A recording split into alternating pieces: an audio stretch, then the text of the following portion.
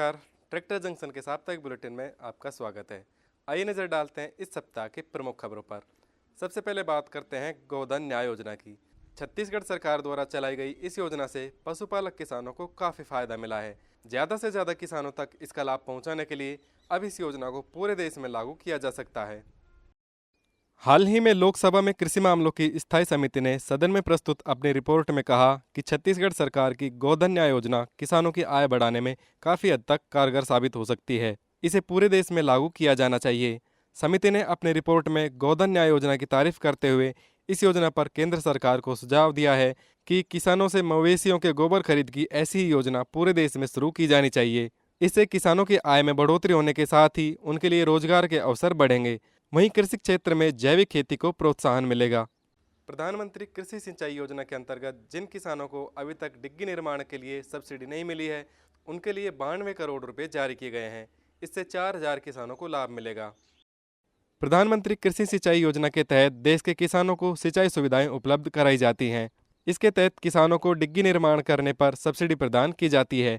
अभी राजस्थान के किसानों को इस योजना के तहत डिग्गी निर्माण का अनुदान नहीं मिल पाया है। केंद्र सरकार के द्वारा अनुदान का अपना अंश नहीं देने के कारण वर्ष 2018-19 का भुगतान रुका हुआ था, जिसे अब राज्य सरकार जल्द ही किसानों को देने वाली है।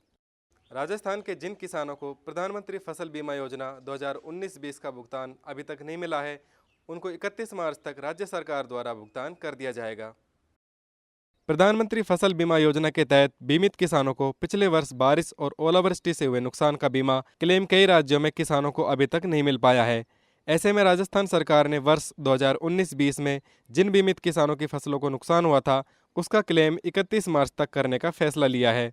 धान की खेती करने वाले किसानों के लिए स्वराज ट्रैक्टर्स एक अच्छी खबर लाया है। स्वराज ने धान की खेती के लिए एक विशेष ट्रैक्टर लॉन्च किया है, जो किसानों की लागत घटाएगा।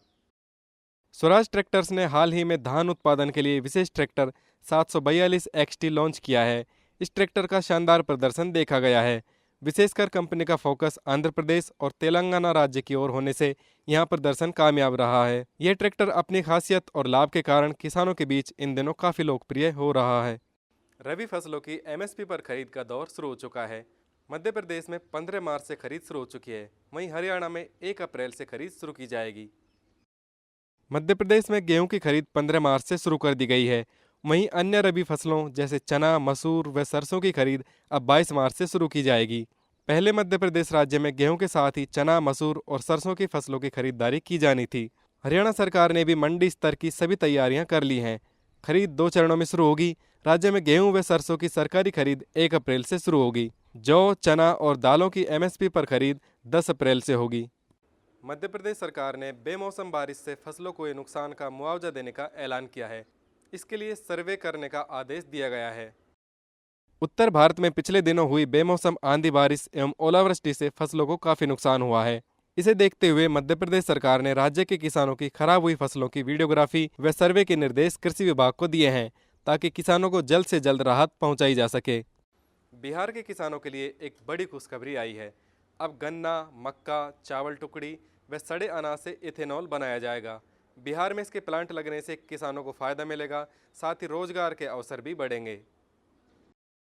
केंद्रीय बायोफ्यूल नीति 2018 के तहत बिहार में अब गन्ना, मक्का, टूटे चावल और सड़े अनाज से इथेनॉल का उत्पादन किया जा सकेगा। इस नीति के तहत बिहार के करीब 38 जिलों में प्लांट लगाए जाएंगे। यह नीति बिहार के गन्ना, मक्का किसानों के लिए बहुत फायदेमंद साबित होगी। इसके लिए राज्य सरकार की तरफ से विशेष प्रोत्साहन दिया जा रहा है। बिहार में नई इथेनॉल उत्पादन इकाई लगाने वाले निवेशकों को सरकार 15% कैपिटल सब्सिडी या 5 करोड़ रुपए तक की आर्थिक मदद करेगी। किसान भाइयों, ये 30 सप्ताह की प्रमुख खबरें। इनकी पूरी जानकारी आप हमारे मोबाइल ऐप और वेबसाइट पर देख सकते हैं। दोनों के लिंक दिए गए हैं। अगले सप्ताह ऐसी महत्वपूर्ण खबरों के साथ आपसे फिर मुलाकात होगी। ट्रैक्टर जंक्शन के साथ जुड़े रहने के लिए धन्यवाद।